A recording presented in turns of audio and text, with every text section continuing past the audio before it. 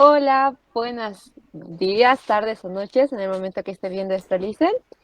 Nosotros como grupo el día de hoy vamos a explicar qué son los fundamentos básicos del psicoanálisis. Es un gusto poder explicarle todo lo que hemos entendido de las diferentes clases que tuvimos. Y, ¿quieren decir algo, chicos? Buenas noches. Hola. Hola, Lice, ¿qué tal? Súper. Entonces, iniciemos con la presentación. Primeramente, Hans, ¿puedes cambiar? Ángel, ¿puedes cambiar de diapo, por favor? Súper. Entonces, iniciemos con un poquito sobre la historia del psicoanálisis. Em, Iniciemos hablando sobre el padre del psicoanálisis, quien era Sigmund Freud, que nació el 6 de mayo de 1956 en Moravia. Fue el mayor de seis hermanos y Freud era judío. Sin embargo, esto no le eh, perjudicó ni en temas religiosos ni nacionalistas y no se vio perjudicado tanto en esto ni tanto su economía que tenía para que pueda entrar a estudiar medicina y que posteriormente pudiera abrir su clínica y poder estudiar la neurosis y la histeria, en la que en estos dos conceptos utilizó la hipnosis y la catarsis. Como otra persona importante fue Jacques Lacan, que nació el 13 de abril de 1900 en Francia.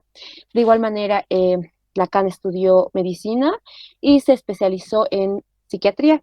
En 1936 presentó su famoso concepto del estadio del espejo, eh, y en 1950 afirmó que el inconsciente está estructurado con un lenguaje, que igual va a repercutir mucho en el psicoanálisis después, que igual se puede ver en la película que vimos en clase. Entonces igual habla de este tema.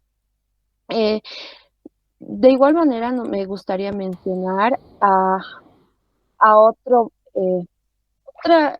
persona que fue importante, que fue el precursor en realidad del psicoanálisis, que es Jean-Martin Charcot, que nació en París en 1985, fue un neurólogo francés. Este personaje habló sobre la histeria y la hipnosis. Posteriormente ya Freud empezó a hablar más sobre estos términos y explicar más.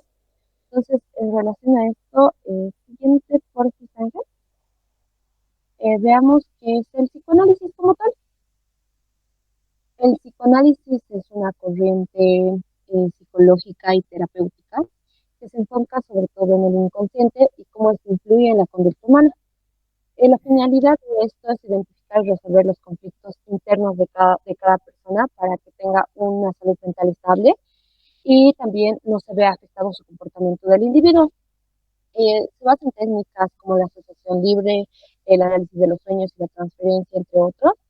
Y em, el propósito como de esta rama de la psicología es que el paciente tome conciencia de sus conflictos y logre mejorar a sí mismo, ¿no? Eso es por mi parte. Gracias. Bien, Lick, continuando con la presentación, ya le voy a hablar sobre qué es la histeria y su relación con la personalidad histriónica y la sugestibilidad. En, Continuando, la histeria es que era uno de los primeros fenómenos clínicos estudiados por Freud. Se caracterizaba por la aparición de síntomas físicos como tal, como algunos desmayos o pérdida de sensibilidad en algunas partes del cuerpo, o dificultades motoras, que no tienen como una causa médica observable o identificable. Para Freud estos síntomas como que eran muy una forma de expresar los conflictos emocionales que uno tenía, que una persona no podía mostrarlo de una manera consciente. Con la evolución de la psicología, la histeria se ha relacionado con lo que hoy conocemos como la personalidad histriónica, un estilo de comportamiento en lo que predomina la búsqueda de la atención. Es como aquel que trata de ser el centro de atención o que busca ser escuchado. También puede ver la expresión emocional exagerada, como dar un drama, por así decirlo, y una necesidad de aprobación de los demás.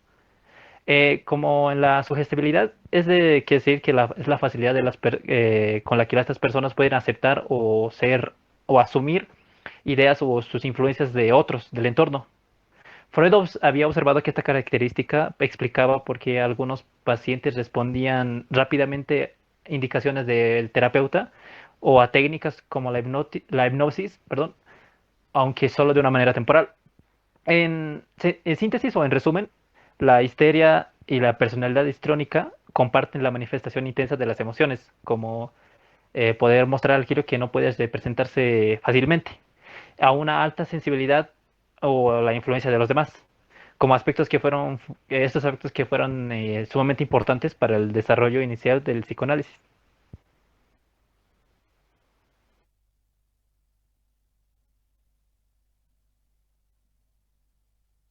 Nacho, Yami, tienes la palabra, por favor. Yami. Perdón, perdón. Yo voy a seguir con lo de la hipnosis y la asociación libre que involucra a Sigmund Freud, que es el padre de la psicología. Esto más que todo nos habla al aspecto de la hipnosis, es que fue un fracaso total porque desarrolló bastantes cosas, como el ser la dependencia, que bien sabemos que no es algo muy positivo. Dependencia porque de que las personas, no todas eran, o sea, se podrían hipnotizar, pero las que sí se podrían hipnotizar llegaron a una dependencia, de decir, su única salida para llegar a una paz interior o para llegar a la relajación absoluta era a partir de esta misma. Y esto también involucraba el hecho de, o relacionaba la asociación libre. ¿Qué es la asociación libre? Es el poder compartir libremente o crear vínculos sociales muy profundos. Esto de manera muy libre, como dice, asociación libre, directamente. Pero se podría decir que esto ha sido una etapa de Freud que no ha sido muy, ha sido importante, pero no ha sido muy positiva porque mostraba bastantes factores negativos.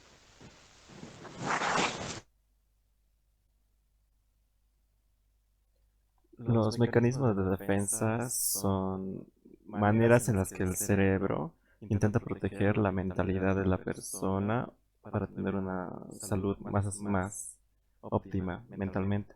Y en total son unos 6 mecanismos de defensa, pero entre los más destacados son la represión, que es cuando la mente bloquea los recuerdos para que no lleguen a la conciencia, como por ejemplo olvidar un evento traumático.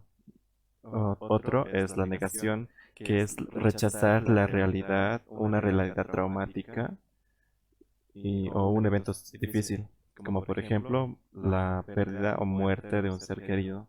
La proyección, que es atribuir los sentimientos o defectos que uno no acepta de sí mismo. Por ejemplo, culpar a alguien, digamos, de que es muy agresivo, pero en el interior nosotros somos la persona agresiva. Racionalización, que es justificar conductas o errores con explicaciones lógicas, evitando asumir la verdadera causa emocional. Por ejemplo, el típico que es no estudié porque el profesor lo explica mal, en lugar de aceptar nuestra propia mediocridad. El desplazamiento, redirigir emociones hacia un blanco menos amenazante, que básicamente es eh, desechar todo nuestro enojo en alguien en quien no se lo merece. Sublimación, que es transformar impulsos inaceptables en acciones constructivas o creativas. Por ejemplo, impulsos de odio, puedes redireccionar el odio al arte o algún deporte. Y eso puede ayudar a que la gente o la persona que está en sublimación tenga un mejor desempeño. Ok, todo esto que, de eso del psicoanálisis, Freud generó tópicas. Las tópicas son como cosas que están en nuestro psique Y la primera tópica se trata de entender qué es el consciente, el preconsciente y el inconsciente. Freud lo dividió esto de la psicología así, que el consciente y el preconsciente son como que están en nuestra realidad. En cambio, el inconsciente es algo más de placer. El consciente es la parte de la mente que percibe lo que está en el momento presente, como en el momento presente sí o sí, no es algo que recordamos. Sin embargo, el preconsciente es algo que está en nuestra memoria. Yo pues algo quiero unos ejemplos del consciente, que es recordar lo que comiste hoy o lo que estás leyendo justo ahora. En cambio, el preconsciente sería el nombre de un amigo que recuerdas solo cuando lo necesitas. Y el inconsciente es algo más de placer y es una parte muy profunda que está dentro de nosotros, que contiene normalmente datos reprimidos o miedos o traumas que no son, que no los podemos pensar conscientemente. Y normalmente se manifiestan en sueños o lapsus, eso es lo que hablaba Freud. Ahí puso un ejemplo, que es olvidar una cita importante porque inconscientemente no querías ir. Y una imagen del fue sin querer queriendo, que aquí se explica básicamente del fue sin querer, que es algo consciente, pero queriendo, que es el inconsciente. Eso. Bueno, como la segunda tópica podemos ver, esta tópica abarca más los conceptos que son de ello, yo y super yo, sin antes mencionar los principios, los cuales son el principio de realidad, principio de placer y el principio que está más allá del placer. Pero bueno, abarcando esto, esto nos habla sobre lo mencionado anteriormente. Ello es la parte primitiva y totalmente inconsciente de la personalidad, que representa impulsos instintivos y fuerzas biológicas. En cambio, yo se basa más en la instancia que se desarrolla a partir de ello, pero en contacto con la realidad externa. Este, este, este punto en medio actúa según el principio de realidad, regulando los impulsos de ello y buscando maneras realistas de satisfacerlas. En cambio, el superior es el que se forma a partir de las normas sociales y parentales, que representa la conciencia moral del individuo, juzgando acciones de yo y generando culpa y orgullo. Es todo.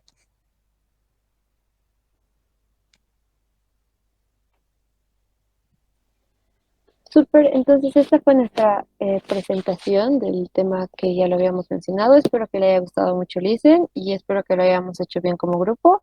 Eso, un aplauso, chicos, un aplauso virtual para todos. Perfecto, muchas Este fue gracias. el podcast. Chao. Gracias, Bye, Lice. gracias, Chao, Listen. Leg. A ver, Abrazos y dice.